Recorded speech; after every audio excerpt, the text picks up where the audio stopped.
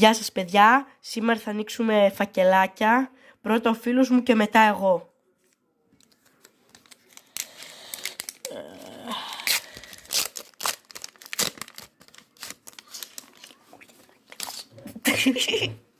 Έλα, τι έτυχες? Ροντρίγκο. Πώς το λένε? Έλα, συνέχισε.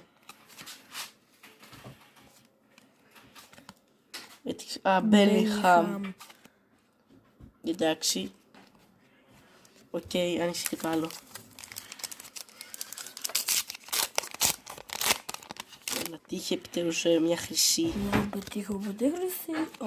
Κάτι βλέπω εκεί πέρα να γυαλίζει.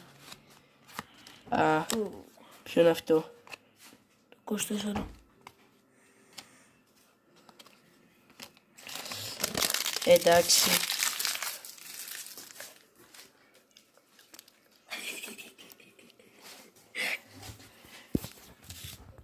Λοιπόν, τώρα θα δείτε εμένα να ανοίγω φακελάκια. Εγώ είμαι πιο τυχερός από τον φίλο μου. Σίγουρα, ναι. Δεν φαίνεται. Παυλίδης! Παυλίδαρες μιλάμε. Εντάξει, σίγουρα είμαι πιο τυχερός ότι είχα Παυλίδη. Η πιο σπάνια κάρτα σε όλο το τέτοιο. Περιβολές. Έλα, η χρυσή είναι στο τσεπάκι μου.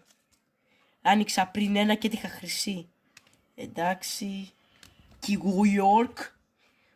Ρουμπεν Δίας. Μοχάμεν Σαλά, μπορεί να μην τον έχω. Εντάξει, άχρηστος Αντλή. Λοιπόν, και να σας δείξω και μια κάρτα που έχω τύχει από ένα άλλο άλμπουμ. Είναι πάρα πολύ σπάνια.